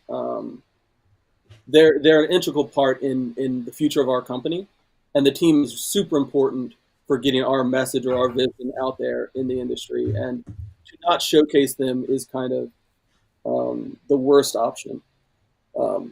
And I hate to say, I try to make Faction be a family, but it really is the only description that kind of fits. Really caring about the team as a whole and making sure they're taken care of is super important for us moving forward. Sorry, Austin, go ahead. No, I was going to say that about the shred pull skate as well. Did I hear that they were going to be in kid sizes too? So right now they go from size 4 to 12 and a half. Yeah. I have. The other skates aren't available in 4, only the shred pull for 4? Yes, but all skates moving forward will be 4 to 12 and a half. Okay. We just have to implement it on this model. Yeah, I didn't know if that was a reason for that, it being like a shred pull skate. Maybe like the kids, you figure the kids would be more interested in that? No, it's I'm sure you guys kind of understand when you're doing production of skates, it really comes down to the cost from a company point. And the amount of smaller skates that you sell is usually less than the 8 to 10 range is where you sell most of your skates. So when you're investing in molds and capital investments in skates and stuff like that, you have to pick and choose because we're not, we don't have unlimited funds. So it has always been our goal to be able to provide smaller size skates and serve the underserved in our industry. But we weren't able to do that until the second skate. Mm-hmm. Well, it's really cool to see be able to grow in that way, because I know like for kids there's not many options on like the smaller feet, so to provide more options in that area is like just the more options the better, especially for like we always talk about getting kids involved and how the importance of like getting kids involved in the community, but just there's not many options, so to see that more options the better. Absolutely. It's really an investment in our future, and our perspective for building a skate in general has always been building an ecosystem of parts and pieces that people can combine in a way that makes a skate that they want to skate. So all of our sole plates are able to be used across all of our skates. All of the cuffs will be cross useful as well. So investing in molds for those smaller sole plates is really beneficial for that ecosystem kind of approach. Mm-hmm. That reminds me about like a question about just funding in general, because Faction is just you. Am I correct by saying that? Yep, it is just me. How the hell are you funding all this? And then like you're talking about like investing in like different molds and stuff like that. Like this shit is expensive. Like it's crazy that you're doing all this on your own. I've been lucky enough that I've had jobs that were able to fund a lot of things that I was doing. So to be able to kind of go all in at this point, I've been able to save previously and be able to fund it myself. But it's also, you have to do it in a systematic way that makes it, one pre-order pays for the next pre-order, and then the next invoice, You kind of build up organically. Not going to say that it's been cheap, but that's one of the reasons that we started with a carbon fiber boot. The cost of entry to be able to build a carbon boot is way cheaper than an injection molded boot. The last that you build a carbon fiber boot off of are like $50 to $100 a piece instead of 40 grand to do aluminum molds for injection molded. So it's all been strategically planned to be able to be successful. Yeah, I didn't realize that price difference in a carbon skate. I thought, my bad, Billy. I just thought that carbon skates would be like the top notch, like super expensive shit to make. No, it's the technique. So pretty much all carbon skates are hand laid carbon fiber over a standard kind of shoe last. So just the technique of making the carbon fiber is cheaper to make the lasts than it is to make an injection molded. The injection molded pieces are cheaper per piece to make, but the upfront investment is much larger. Mm-hmm. That makes sense. That's really cool to hear, like coming up from like in that way, because it is really difficult to start. Like when you're getting involved in the rollerblading business aspect of the world, either you're crazy or passionate or have a really good plan. So it seems like you have like a bit of the latter part, very passionate and have a very good plan. In a little bit, we're gonna. I could see that too. I've seen some of the skating, man. I know what's in there. But so in a little bit we're gonna open it up for questions. But before we do, a few more questions, if that's okay. So what do you think is the a short term and a long term goal for Faction moving forward? So right now we're working on developing skates, developing pro models for our team. We're aggressively moving through the team's pro models in the next year and a half to try to have models out there for everyone on the team. There are a lot of deserving people on our team, and we want to make sure that they're served adequately through this process. We also want to keep developing the ecosystem that we have, building sole plates, having different options for sole plates, having a custom cuff that we want to develop. We have cam skate coming out that we want to do, which gets us into urban a little bit more. We're really just kind of pushing forward, trying to be at all the events, build our community around our brand a little bit more, move into more media stuff for our company, doing a team video, all of that kind of stuff. So we got a lot on the books right now of things we got to allocate and logistically figure out. Busy man. I was about to say, I've already asked the live chat audience if they can start, because we're going to open it up for questions soon to ask some questions. But one of the questions that I see, and something that you've already alluded to, is the team video. So are there plans for a team video? And if so, when can we expect that?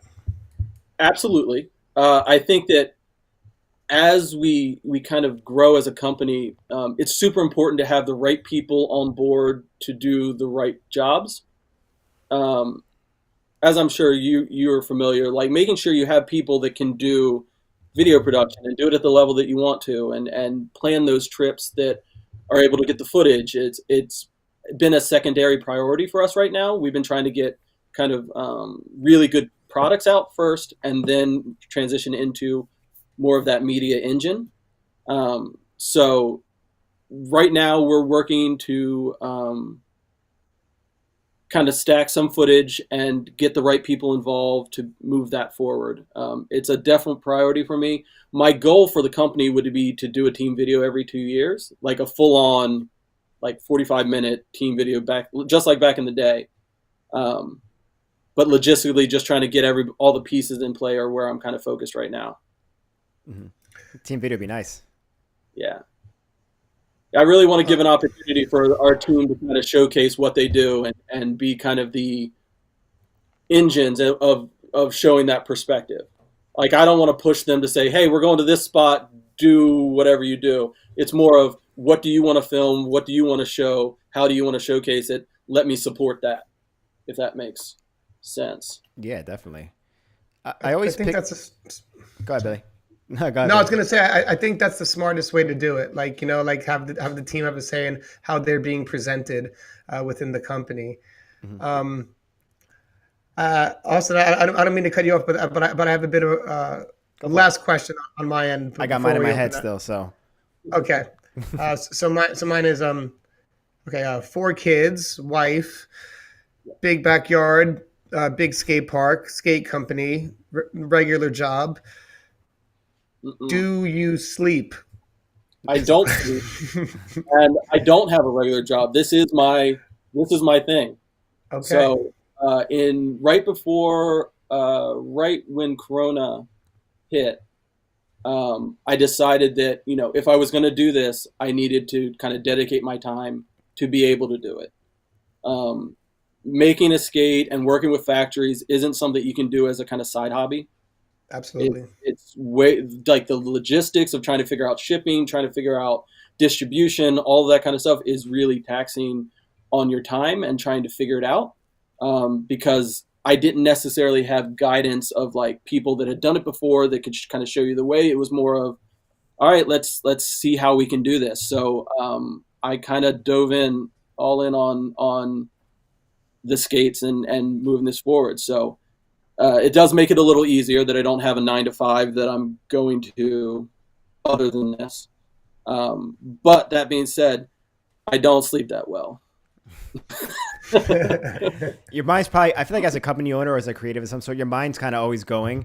I'm sure, like, you too, Billy, same thing. Like, you go to bed and you'll be like, oh, an idea will pop in, like something you want to do, like a new product or a new thing you want to take, direction you want to take the company, and then you can't sleep. You stay up for hours and you're like jotting notes down or something, you know? It's kind of it's the worst. It's the worst. It could be good or it could be bad, either or. I've always struggled with the idea of being able to kind of turn it off and not be always trying to move things forward. And, like, I always find this at, like, these big events. You kind of have to be on all the time, always being personal, always reaching out to people, always making those connections that'll benefit your company moving forward. It's always a challenge to have time to kind of turn that off and be able to just be present, you know, and enjoy situations more without having to think about, you know, the company and the growth and, you know, are we growing fast enough? Are we selling enough skates? Are we moving in the direction we need to?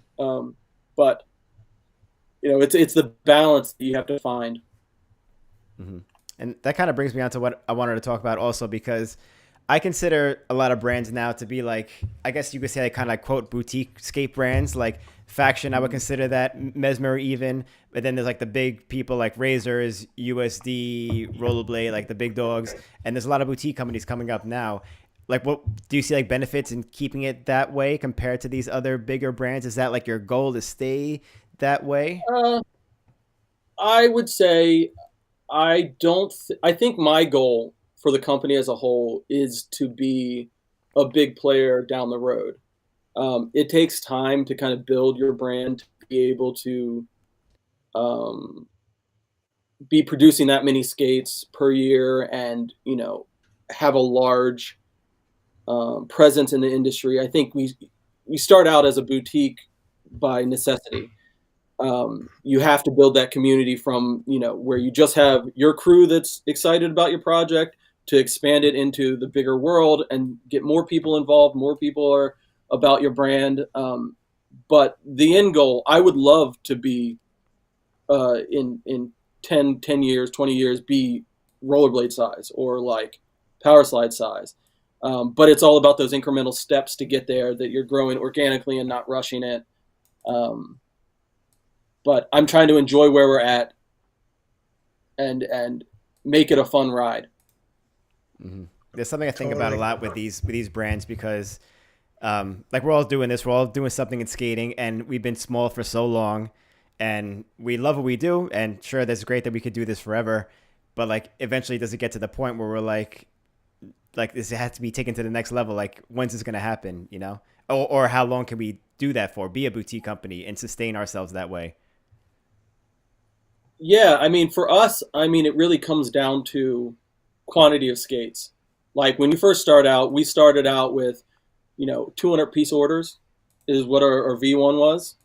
Um, and then you sell through those, and then you restock, and you keep trying to increase those numbers, because from my perspective, getting to around 2,000 skates a year is where it starts to become easier from a financial standpoint of having money to play with to do bigger tours, bigger just execution across the board.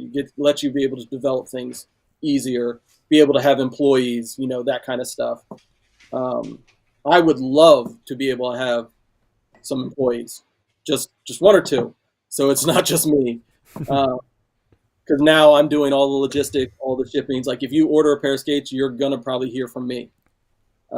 Any customer service stuff, it's me. So I've told you your customer service is great. You heard me say that to you before. yeah. I try to be there for everything that needs to happen, because we just don't have the money at the moment to be having a customer service team or what have you, or even to bring on more design resources. Right now I'm working with Mike Rios and Justin Thursday for all of our design, whether it's myself doing some hard good design, or Justin doing it, or Mike Rios doing the soft good layup. Like the team is really small. So being able to expand and have enough income to be able to support like a sales team would be great, but we're just not there yet. So it's really trying to grow it organically and get to that 2,000 skates a year point, to be able to have the extra kind of cash flow to be able to afford that. Mm-hmm. I can actually completely relate with you on there. Like just like if just one employee would be good, whether it be dealing with the customer service emails or shipping and handling all these kind of just something. But that I think what it sounds like, the way you're going about it sounds perfect. Like let it grow organically, take on as much as you can, and keep on raising it and get to that point where selling more skates a year and hopefully being able to just continue to grow. And I wish you the best on that, because you're a super hardworking guy, been around forever, and it's cool to see everything that you're doing. Thank you. I appreciate it. Mm-hmm. I agree. I think now we have some questions lined up, and if you're open to it, would you be open to taking some questions? I think, do we have some on Patreon as well, Austin? We got a bunch. We're only doing 3 on Patreon, but we got a bunch of Patreon questions here as well too, so we can get into all of this now. Okay, we'll take as many as we can get. As you guys know who are watching live, we split our super chats halfway with our guests.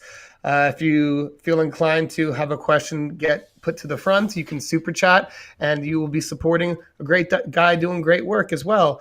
So without any further ado, can we get into some of these Patreon questions, Austin? Yeah, we go. Thank you to Aldelega, by the way. When he gets into it, he gets into it. He has like a million questions here. We're only going to choose one of his, though. His question is, the Shrepple skate looks like to be a, quote, true pro skate with real wheels, not crappy stock wheels.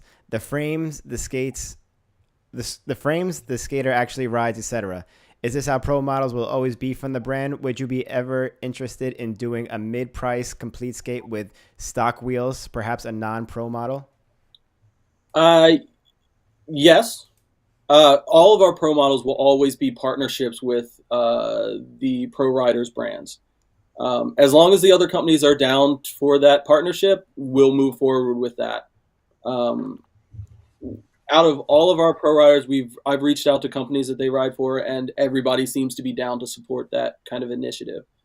That being said, in the future, we do have plans to do different price point skates. We do want to do an injected molded skate in the future, and that would be the sub 200 entry point skate. So we're just at the point where we're trying to build capital to be able to afford molds and move down that path.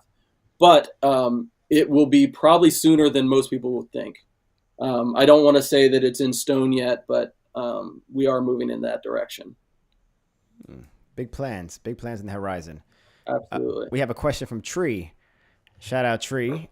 He says, could you describe your ideal skate pant setup, including material, fit, belt, accessories, pocket contents, and any possible modifications?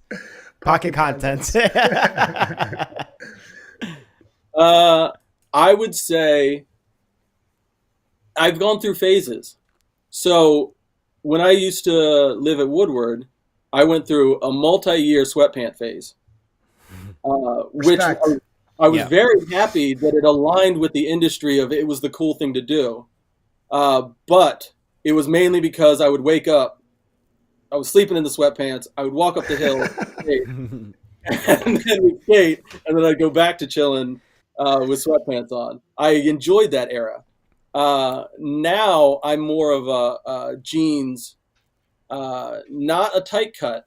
I got too much meat for it to be a tight cut. My legs are just big. So it's like a loose fit denim is where I'm at. I really have been enjoying the bulletproof denim. I've been riding those for a while. But, sometimes you got to dress up, wear khakis and what have you, but most of the times it's denim. You missed the important question there. Oh, I was about to say. Yeah. A bottle of aspirin is usually in my pocket. And I have my keys and my wallet are usually what I ride with. You skate with the keys in your pocket? Yeah, I'm old. You wild. They're just in there. Even Billy got the loophole things. At least it doesn't like shank you when you're skating. I can't have them making noise. That's like yeah. That's like industry killer right there. I can't have that kind of nonsense on social media. It's true. That was great. It's also I've seen on Instagram that the carabiner is part of actually the Mesmer starter pack. So oh, is it? I haven't seen. I saw it. Somebody made that. I don't know. That's a marketing. Just lean into it. Yes. Yeah, I know. I just lean into it. That was like Tom Moise's "Keys Are These" segment on his show, and it was just a tight shot of the keys and see whose keys they are. That was an awesome question, Tree. Thank you for sharing that. We got one more Patreon question, and then we'll move on to our super chats. Tim Hawk says, I love my factions. In my opinion, the cuff has a little bit too much forward flex. Are there any plans for a new cuff design?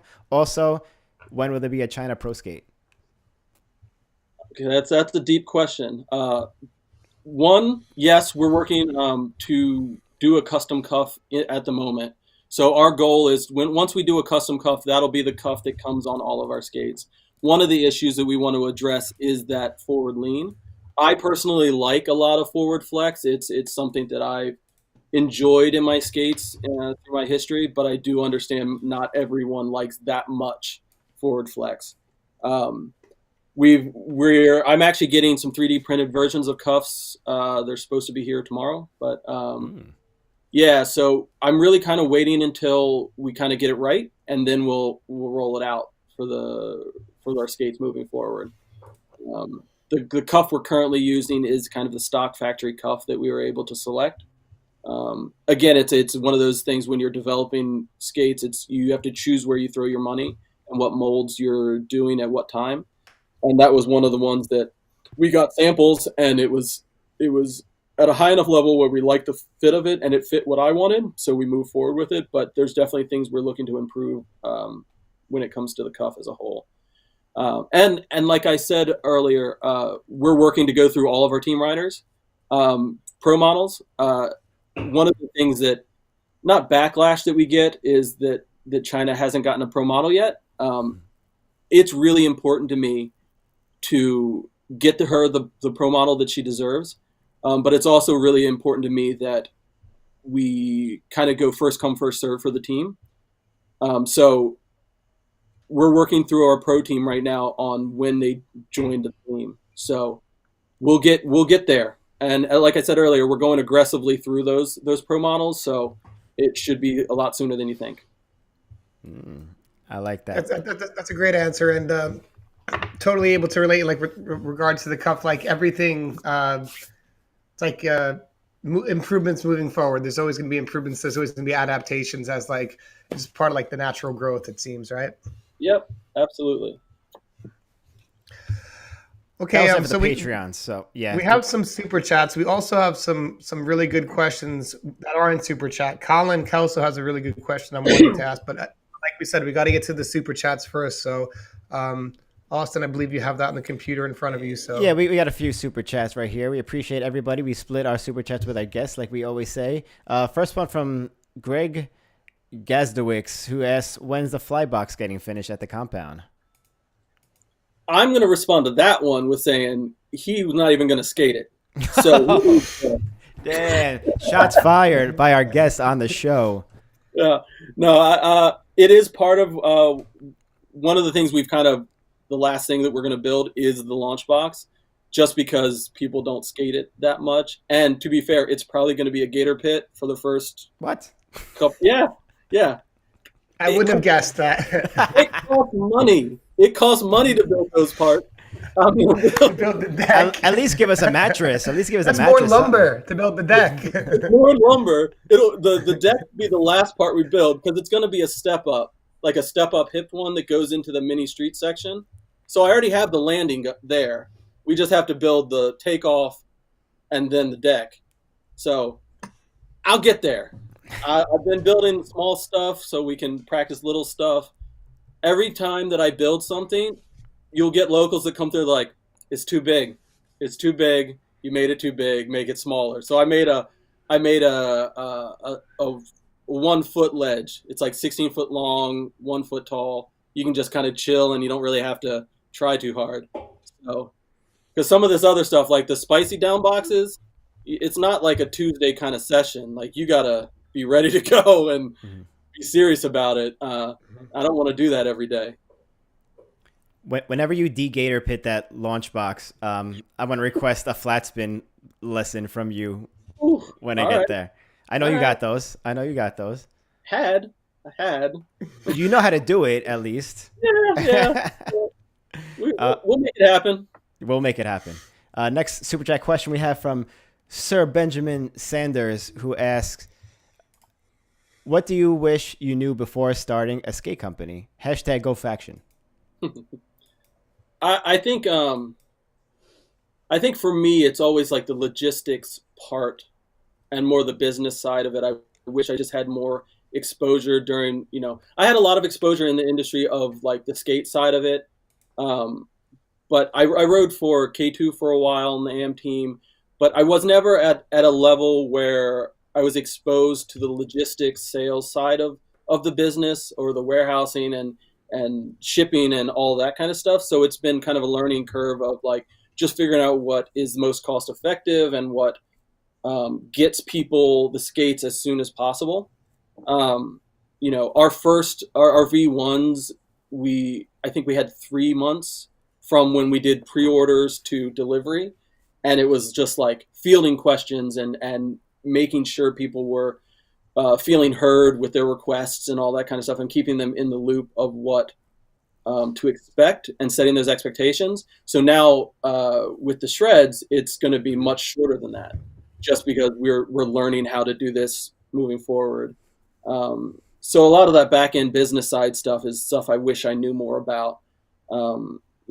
I was familiar with building websites, but also like building websites and maintaining it. Again, it's all me. Like I'm the one doing all of that. So there's a lot of just trying to figure stuff out, which is always a challenge. You seem to be, as we discussed earlier, you seem to be really good at figuring stuff out, though, systematically, and like we discussed about the bowl corner and things of that nature. But it seems to be your forte.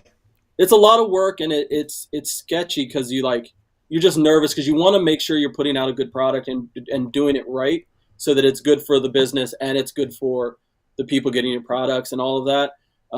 It's the part of entrepreneurship that people don't really tell you about, is that stress of like, okay, am I doing it right? Am I making the right decisions? Businesses fail relatively quickly in the real world. So just being able to like keep it going, because it's something we're so passionate about, that trying to make the right decisions and make it happen so you can continue to do what you love is always kind of stressful, and it's always in the back of your head. Yeah. It's always a learning experience. fully, and it's definitely a challenge, as we said earlier, to be working in blading. There's just so many challenges all the time. Different than like BMX or skateboarding, like you're specifically catering to someone's foot and what works for their foot. And everyone has a different preference, and there's like a sea of different people who have different things that work for different people. So it's always going to be hard to find a way to try to accommodate everybody. Yeah. And like I said, not like making a skateboard. And I would say that I think the biggest thing I was afraid of in general about rollerblading is during like the wild, wild west days of like BMAG message board and sequence, and like rollerbladers have been very judgmental just in general. Like it's been the wild, wild west of like, it's from the trauma and comments and all of this stuff. And, you know, some of it's all justified. Some of it's, you know, just people doing their thing. But I was waiting for that shoe to drop when we first launched, of like, just like ridiculously negative. Hate. Yeah. But we've been very lucky as a company that, you know, we haven't had a lot of it. And all the constructive feedback that we've gotten, we've tried to, you know, kind of grow from that and implement changes as they're brought to our attention. So I still have my fingers crossed that, you know, one day it's just going to go to the hate cycle. And, you know, so I try to avoid that. No, I found that although there are like a lot of very judgmental people in blading, there's I think even more people that are willing to support people's genuine efforts to try to create something and support other rollerbladers within the community. So I can relate. I can get, whether it's Jump Street or whatever else, Mesmer, that we get frustrated with like some what we could see as judgmental attitudes. There's that much more people like willing to say, hey, good job, and keep doing what you're doing, supporting the cause. So I think we're in that way perhaps maturing a little bit from the BMAG era, which I hope continues to go. Yeah, definitely matured a lot. So we have a few questions here. I've picked out three because some super of these chat questions too, Billy. Oh, I'm sorry. There's one more super chat question, right? There's two more super chat questions. One just came in too. Sorry. No, it's all good. Jad Roller Vlog. This is a very specific question. Jad Roller Vlog says, "What size should I get? 265 to 270 Mondo, massive. I mean, massive big toe, and 180 millimeter width. Is that TMI. width? TMI. Massive big toe." I would say go by the chart on the website. That's your best bet.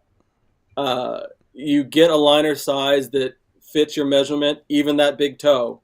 Like whatever that measurement is of your foot, go with that size, because then you can heat mold it to fix any of the minor things. A lot of people, there's been a trend in the industry to try to size down. Like size down, get as small as you can get, and then do a thin liner. With carbon skates, that doesn't necessarily work most times. It'll hurt your foot. It'll be less forgiving. So you go by that measurement of the liner is your best bet. So you're not making a skate with a little sidecar for people with massive big toes. It's not currently on the docket. Okay. We have one last super chat question as of now from Meta, who asks, when are the Eric Michaels coming? And Cameron's, is there an all black version available? Maybe take my money. So we're always going to have the V1s that are all black. They're basically all black with a gray sole. And we always have the replacement soles in black. So you can make a blacked out version anytime you want. That's what I did. That being said, I'm hoping to have Eric's skate come through by the end of the year. But that being said, the goal for his skate was to do a injected molded boot. So that being said, there's a lot of process and logistics of like getting that developed that we have to go through. So I'm hoping to be within the next year and a half from today. I'm hoping to be through everyone's pro models. So we're aggressively moving forward to pro models. So we'll see how that rolls through. Nice. I like that you use aggressively. Yeah. Aggressive skating, baby. Yep. Yeah. So I see 3 questions here that I think are good questions. A lot of the other questions have been answered. Someone asked, will there ever be a hard boot? Do you have, would you ever consider making an injection molded plastic boot? Clark has just answered those questions a little bit earlier in the podcast. I'm going to start off with this question from Nathan Chase. I'd just like to know more about the design process. How did that start? Did you have an initial sketch? Did you outsource the drawing/designing? Were there designs that got scrapped? It's a good question. So it's yes to all of them. So we started off with basic sketches. I personally started off with features on the sole plate that I wanted, because making a carbon-based skate with a leather outing is there's a pretty standard process for that, where you do hand sketches. Mike Rios and I kind of went back and forth about what we were looking for and what the goals were. But I had very specific things that I wanted to see on the sole plate, from the placement of the groove to the squared off heel. Those were things that I personally wanted. Given my time riding for K2, they had a very similar heel on them. I liked that in a skate. So working with Justin Thursday, going through my initial sketches on paper to give to him to then build out in CAD what we were thinking.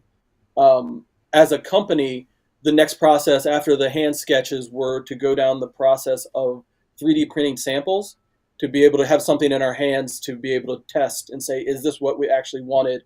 Test it on a flat boot to feel the groove and see if it's what I envisioned it to be. The leather goods part of it was all sketches, and then once we had established a base soft goods layup of the leather of how we wanted it to look, then we could start playing with colors and color exploration.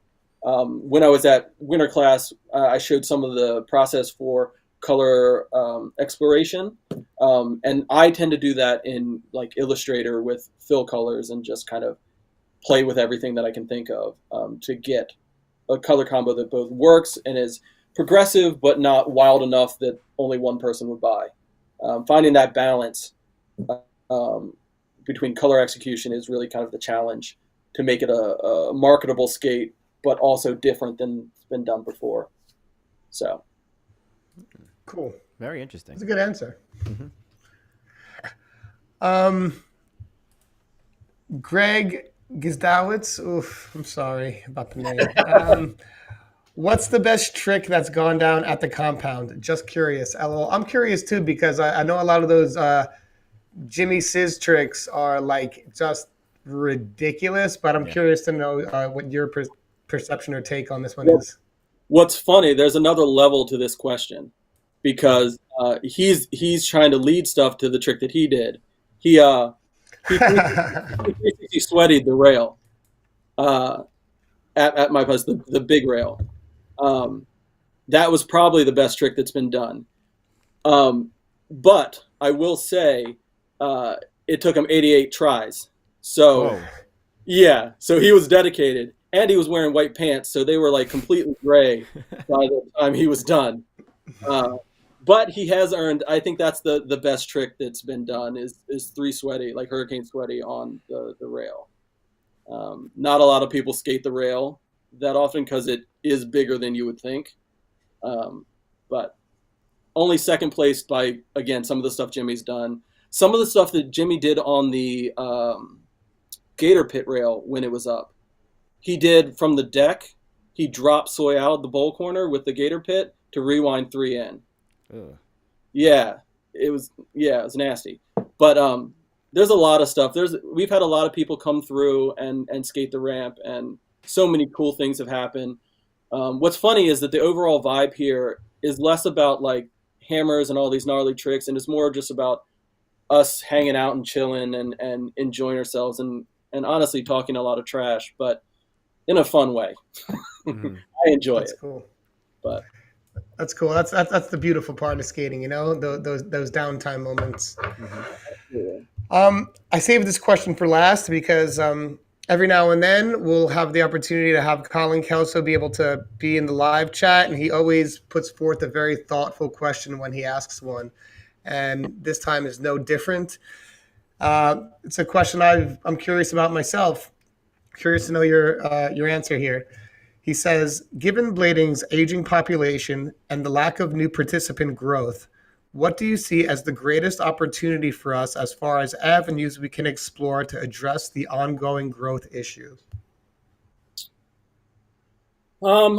So I think that the biggest thing that we need to do as an industry and as companies is shift that focus from the high level skating and all of that kind of stuff to building the individual communities.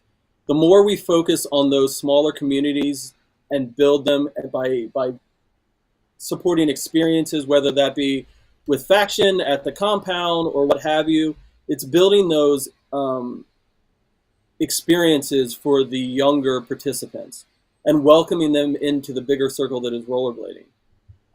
I think that the more we build that community and we welcome more people into it, they'll find the same things that we found at a young age to really become passionate and obsessive about rollerblading as a whole. We no longer can be grassroots, very niche. We have to welcome everyone from urban skating to slalom to big wheels to everything to kind of grow the sport as a whole and get younger people involved, because eventually us old guys won't be around anymore. And they need to be able to take the torch and take it in their own direction and feel comfortable enough to voice their opinions and be part of the discussion. So it really comes down to community and experience. I love that answer. And I love the making the space for everyone who is on skates to be a part of and experience the community. As we've seen this year, there's some success over the past few years, like roller skating people have been trying inline skating and what we do and vice versa. And it just seems to be very healthy and a good way to kind of cultivate a community moving forward. So I love that answer. I would also add that, one of the things that I find not frustrating, but as rollerbladers, when people tend to get really good at rollerblading, it's because of their personality and nature to do things over and over again. A lot of times that doesn't translate to what makes you a good professional rollerblader, if that makes sense. People that like to focus on their tricks and their execution and things sometimes aren't as social as they need to be of welcoming people in and being approachable. So the more that we can be approachable to the young people that are involved in this sport to make sure they have a good experience with their favorite pros and what have you is super important. And it's not that I think that people do that on purpose. It's just the things that make you a good rollerblader don't always align with things that make you approachable, if that makes sense. Yeah. No, it makes perfect sense. I've actually always found that experience with some of like the best rollerbladers. They have such a zero in their personality so hard on like being good. It's not just rollerblading, but being good at this one particular thing that other aspects of their personality could suffer, like the social intelligence, perhaps. Like maybe they didn't spend as much time cultivating that aspect because you spend so much time kind of focusing on that. It's definitely something I've noticed, and I understand what you're meaning there. Mm-hmm. Yeah, I mean, because that realistically, as a professional skater, your job is to connect with the people. Like, yes, you rollerblade well, but from a business standpoint, it's representing brands and trying to grow the industry and be part of that communication with customers.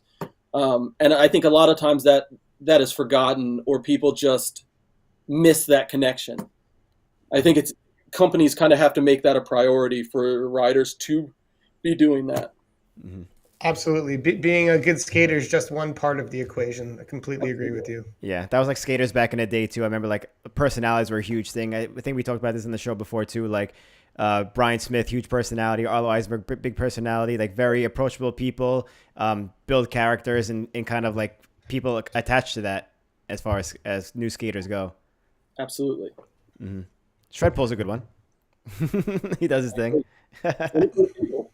Yep, exactly.